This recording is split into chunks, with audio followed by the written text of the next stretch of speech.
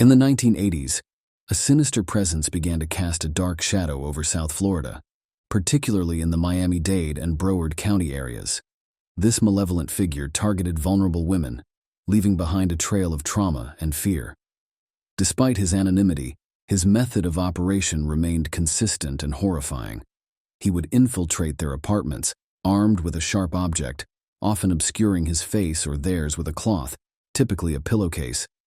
His modus operandi included menacing threats, not only against the women, but also their loved ones if they dared to call for help. Once inside, he would restrain his victims, ransack their possessions, leaving them utterly defenseless, and subject them to unspeakable violations. All his victims shared eerie similarities. They lived alone, were attacked during the night, and the perpetrator seemed to possess intimate knowledge of their routines and apartment layouts. One survivor, identified as Catherine, recounted how the intruder had rifled through her wallet, knew her address, and even her name, instilling paralyzing fear in her.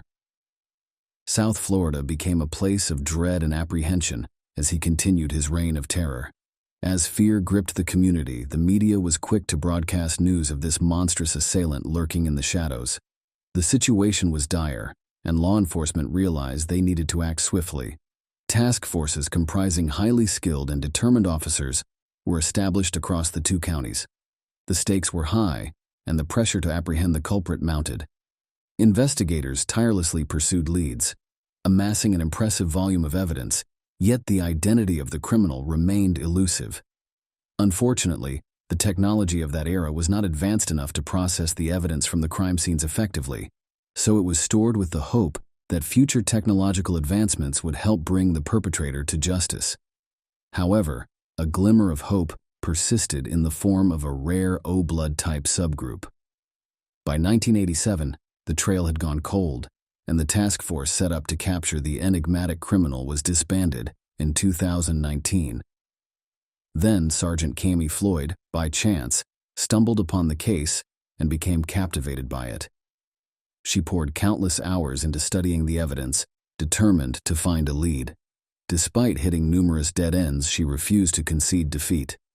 In an unexpected turn of events in 2019, Robert Kohler Jr., a 29-year-old man, was arrested on charges of attempted burglary, domestic violence, and criminal mischief. Pursuant to protocol, his DNA was collected and entered into a federal database. Astonishingly, his DNA matched a sample collected from a December 1983 case in Miami-Dade. In this incident, a 25-year-old woman had been forced to cover her face with a blanket before being attacked with a sharp object, presumably an ice pick. Remarkably, she survived the assault, but there was a startling twist. Robert Kohler Jr. had not even been born at the time of the crime. This revelation implied that the perpetrator in the 1983 case was related to him, most likely his father, Robert Eugene Kohler. With the elder Kohler now a prime suspect, investigators delved deeper into his history and uncovered his unsettling past as a registered sex offender, having committed crimes in Palm Beach County in 1990. He had been sentenced to probation but violated it, leading to a 120-day jail term. However, because DNA collection was not mandatory at that time, no DNA sample had been obtained from him. Determined to build a watertight case against Kohler Sr., investigators decided to closely monitor him. On January 16, 2020, they meticulously followed him to a grocery store, collecting DNA swabs from items he touched, including a shopping cart and a door handle. These samples were quickly sent to the Miami-Dade Police Department's crime laboratory for testing, with results confirming a match with the DNA from the 1983 crime scene. This breakthrough, however, necessitated a final confirmation, with DNA directly collected from Kohler's body. On January 18, 2020, law enforcement officers from various agencies and cities descended upon Kohler's residence in Palm Bay to arrest him. During their search, they stumbled upon a chilling discovery: a partially constructed dungeon, sending shivers down their spines. Furthermore, they uncovered women's jewelry and a metal nail file, believed to be trophies from his crimes. Following his arrest, Fresh DNA swabs were collected from Kohler and matched with the original specimens from approximately 24 suspected cases. The evidence was damning, and detectives collaborated tirelessly with prosecutors to bring 6 sexual assault charges against Kohler Sr., including sexual battery, kidnapping, and burglary, among others. Just when it appeared that justice had been served, the Broward Sheriff's Office announced 2 years later that Kohler would face an additional 6 charges in their county. Kohler, however, remained steadfast in maintaining his innocence. The trial for the December 1983 incident commenced in January 2023, with prosecutors presenting a compelling case detailing the heinous crimes he had allegedly committed, including the murders of young girls, sadistic acts, and other atrocities. In contrast, Kohler's defense team argued that there was insufficient evidence to prove his guilt beyond a reasonable doubt. During the trial, the 63-year-old Kohler shocked everyone with his testimony. He claimed that he had been drugged, kidnapped, and tortured by corrupt police officers who had extracted his semen and planted it at the crime scene. According to him, the motive behind this sinister plot was to justify increased police budgets. On March 16, 2023, the verdict was finally delivered, finding Kohler guilty of 2 charges: kidnapping while using a weapon and burglary, with assault or battery while armed. The sexual battery charge had to be dropped due to the expiration of the statute of limitations. Kohler was sentenced to 17 years in prison for his crimes, though he still faced additional charges in Broward County, which could result in further years behind bars if he is found guilty. 30 years old. In 1986, Teresa Scal, a compassionate nurse, was employed at Lakeland Regional Health in Florida. She cherished caring for her 8-year-old son Jason and assisting others. As a single mother living in a tiny apartment with her partner, Jason was her sole family. Teresa always had a smile on her face, and she had green eyes and brown hair. She was a gregarious and upbeat individual who enjoyed hanging out with her son in her neighborhood. She also had a large social circle at work.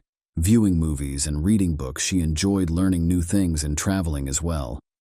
One day, she hoped to become a doctor and help save more lives. On October 15, 1986, while Jason was spending the night with his grandmother Betty Teresa, she also left his DNA on a cigarette butt he had left on the floor. Jason then tried to push Teresa and beat her with a knife. Teresa used every ounce of strength to fight back. She attempted to defend herself with her hands, but he seriously hurt them.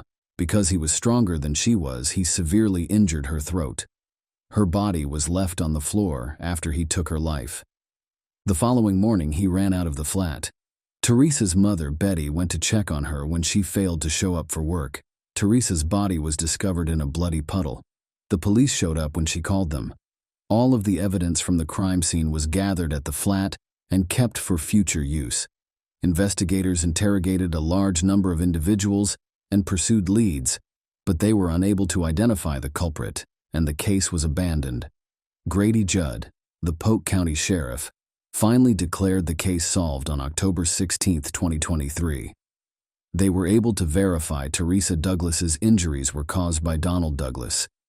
He and his brother co-owned an electrical firm at the time of the crime. At the age of 54, Douglas passed away in 2008 from natural causes. It was even more difficult to link Douglas to the case, since he had no prior criminal record and was cremated after his death. Grady Judd, the Polk County Sheriff, was joined by 2 of Teresa's sisters and her mother Betty Scal at a press conference, when Judd gave an account of how his department handled the issue, which dates back 37 years. Douglas lived directly behind the duplex, according to the sheriff judge, and although detectives spoke with him and other neighbors at the time, they never thought of him as a doubtful. According to the judge, Douglas had no visible wounds, and there was no basis for the detectives who initially looked into the case to accuse him. Judd surmised that Teresa killed herself because Douglas tried to get close to her, and she rejected him. Judd clarified that in the early 2000s, the FBI's national database was searched, using DNA samples acquired from the crime site and the agency. However, due to technological advancements, no matches were identified, indicating that the perpetrator's DNA had not been recorded. Judd gave investigator Matthew Newell credit for spearheading the endeavor.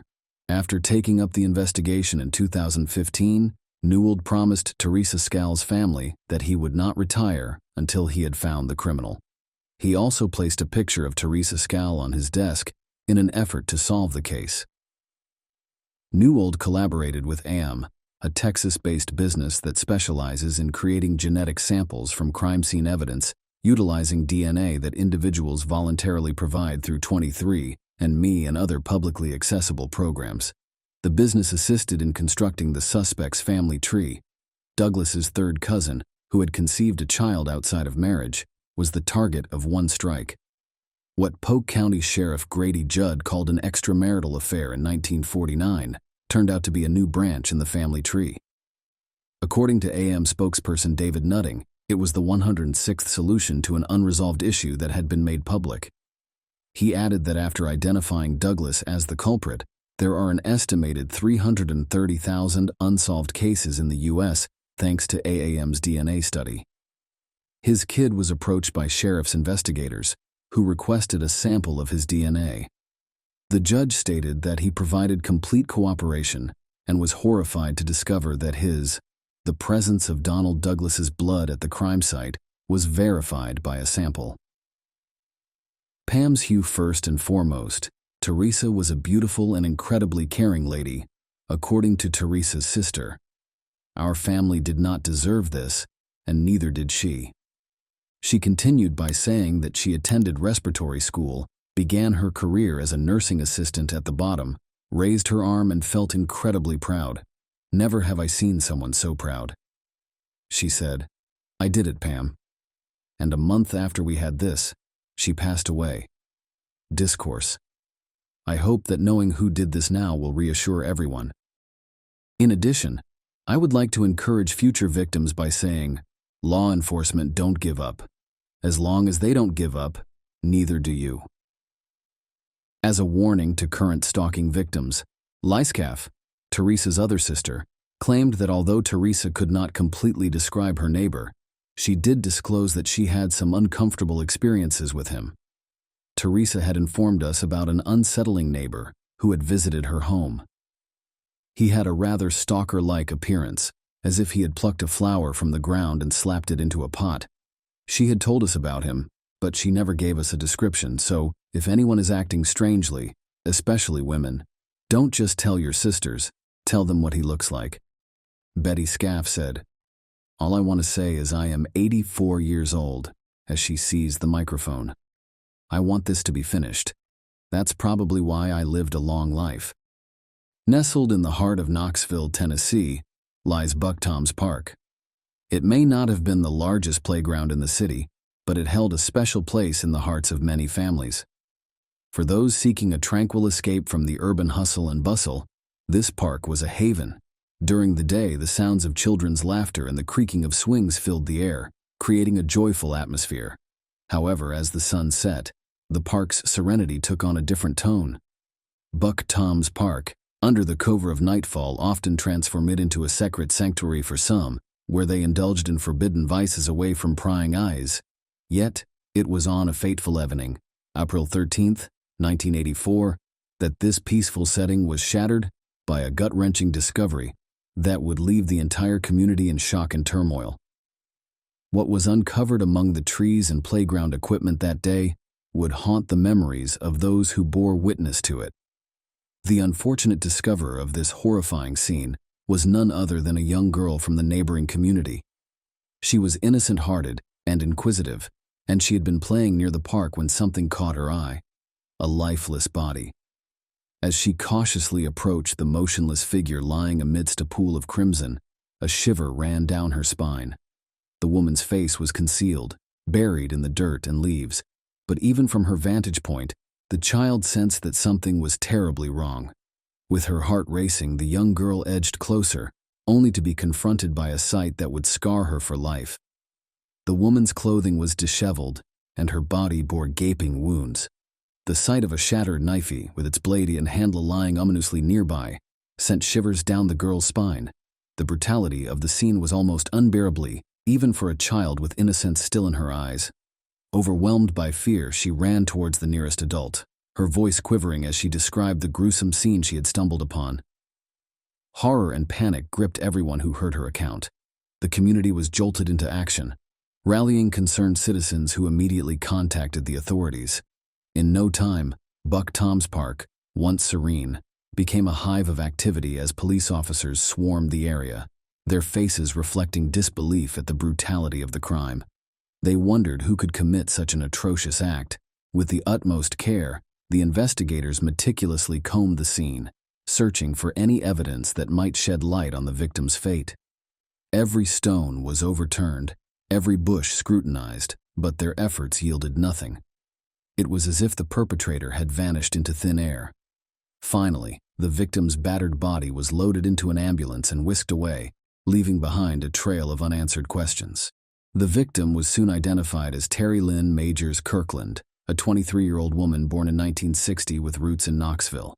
Beyond these basic details, little was known about her life, including her upbringing, schooling, and the events that led to her tragic end.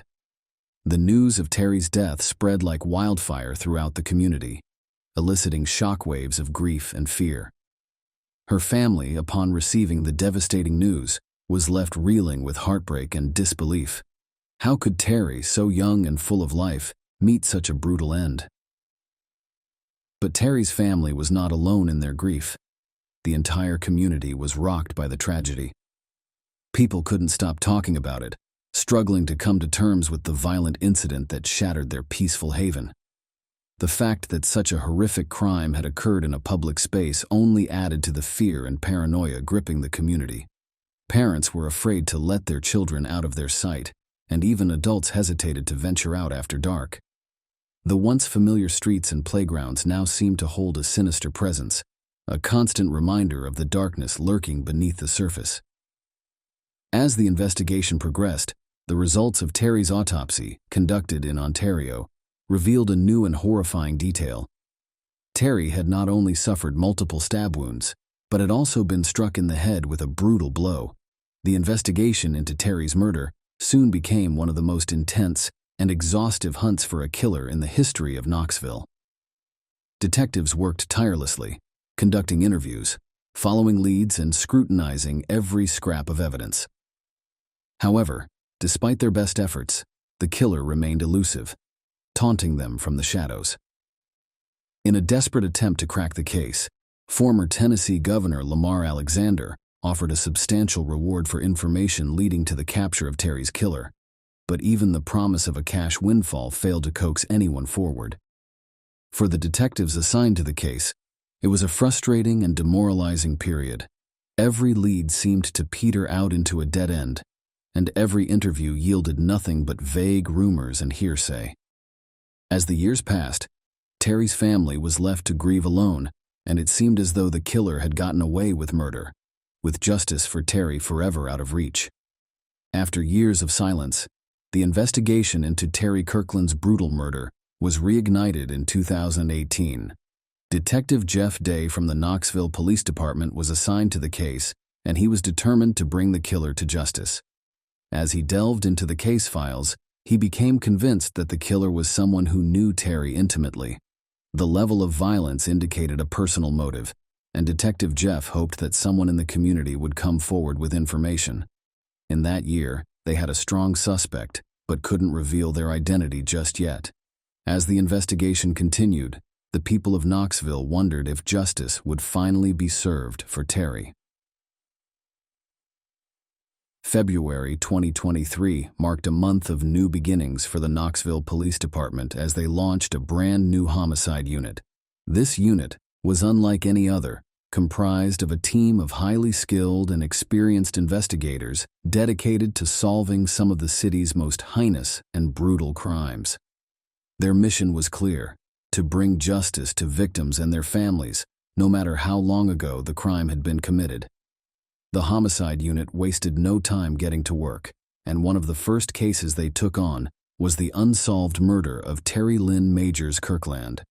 The case had remained cold for decades, but this new team of investigators was determined to find the killer and bring them to justice. They painstakingly reviewed every piece of evidence, re-interviewed witnesses, and followed up on leads, all in the hopes of finally unraveling the mystery of Terry's death. In March 2023, the Knoxville Police Department made a long-awaited announcement that sent shockwaves throughout the community. Less than a month after its formation, the newly established homicide unit had cracked Terry's murder case. While the authorities refused to divulge the identity of the suspect or the method used to identify them, they did confirm that the suspect had passed away in 2021. The District Attorney General's office had also deemed that there was enough evidence to prosecute the case if the suspect had been alive. The community experienced mixed emotions, relief that the case had finally been solved, yet frustration that the person responsible could not face justice. For Terry's family and friends, the announcement brought a sense of closure and peace after years of unanswered questions and grief. While the details of the investigation remained shrouded in mystery, the fact that the killer had finally been identified and held accountable offered some measure of solace. Perhaps one day the police will decide to share more about how they cracked the case, but for now the community can rest, knowing that the homicide unit achieved a remarkable feat in a short time.